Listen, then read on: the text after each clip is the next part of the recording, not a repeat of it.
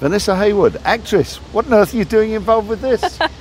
Well, I've been pretty sporty my whole life and have been almost involved full-time with sport for the last couple of years. So anything that involves sport and water and fun, I'm there.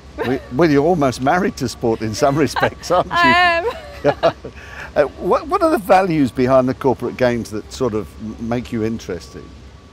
Unfortunately, I couldn't make it to the corporate games last year. Ryan and I were abroad, so I couldn't really take part in it, and I was really, really sad about that. But it's just really, I think sport unifies.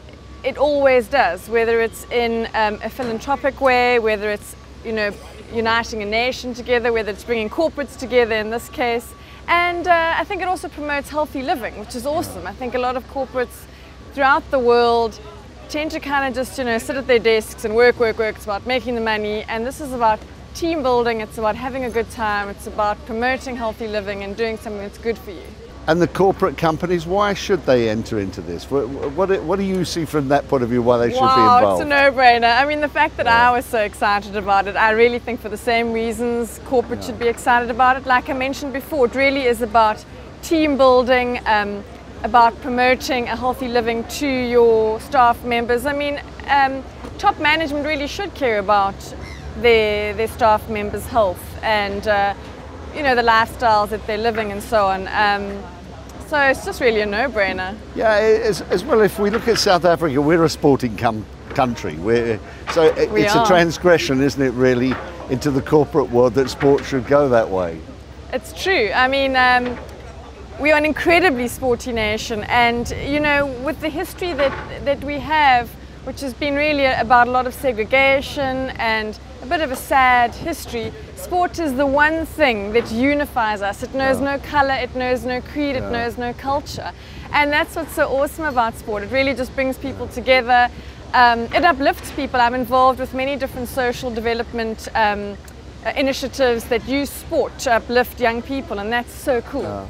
Well, as we're talking now, the noise is going on behind us. I can hear something Justin going could just on, swing the cameras. Behind me. There's a couple of dragon boat races going to take place in a minute. They're practicing for the corporate games.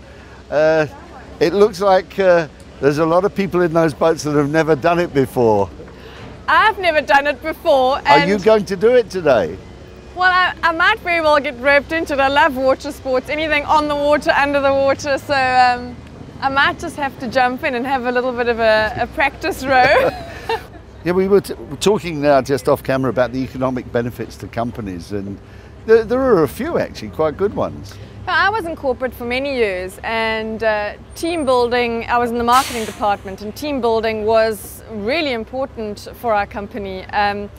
You have a weekend like this where doing some fun things together, and you get back to the office and there's this whole team spirit and people just work together a whole lot better, and that gets the whole machine working just a whole lot better. There also comes this little thing psychologically of more trust in each other, doesn't Exactly, there? And I think it really just, you get a little closer to one another, and you get to know one another a little better. I mean, when you're in an office situation, it's kind of like the grindstone every day, and you've got your heads down and you're working hard. And you don't necessarily get to know the person next to you or behind you or on the other side of the office. And when you do something fun like this, you have no choice but to get to know somebody a whole lot better. Australia had an enormous success with these corporate games. Do you think we can match that here in South Africa? Without a doubt. The Aussies have a very similar sporting culture to what we have. So I think we can do it, without a doubt. I think the women are a little tougher there, though. Oh, come on, look at that. The women here are really tough. Are there going to be a lot of ladies taking place, do you think? Predominantly I see men more than women taking place. There were a couple of women, you're right about that. Maybe I'd have to convince them. But I think there are a lot of women in South Africa that are sporty.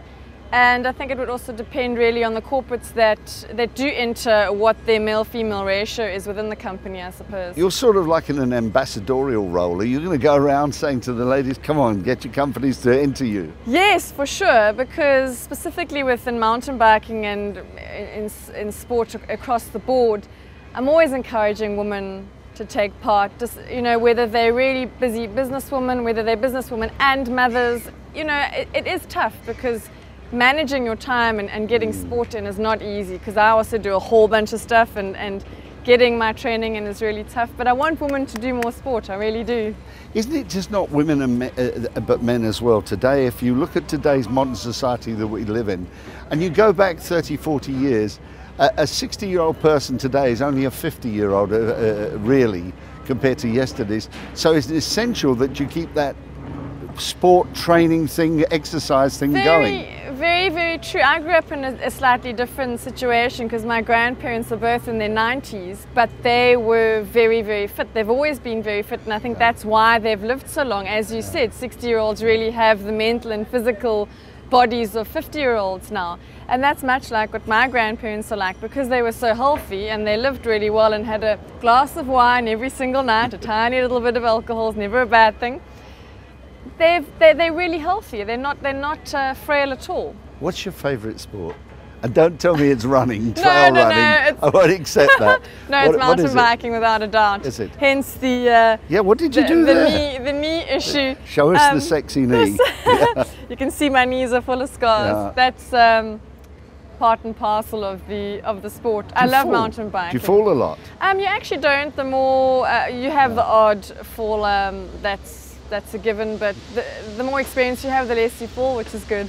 And other sports, golf, tennis, anything like that?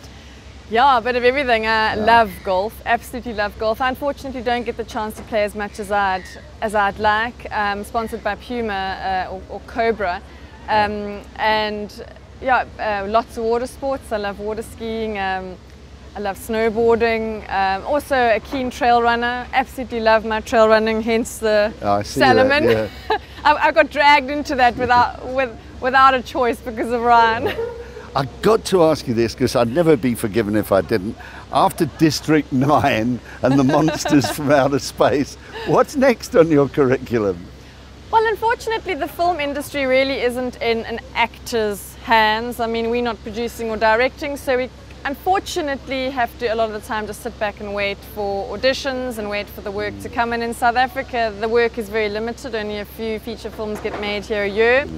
So I had to get creative with what I do and start making a living out of sport and do other things and get involved with corporate media and that kind of thing. And that's really what I'm doing right now. Film and television are still my passion, and I do as much of it as I can, but sport is also a huge part of my life.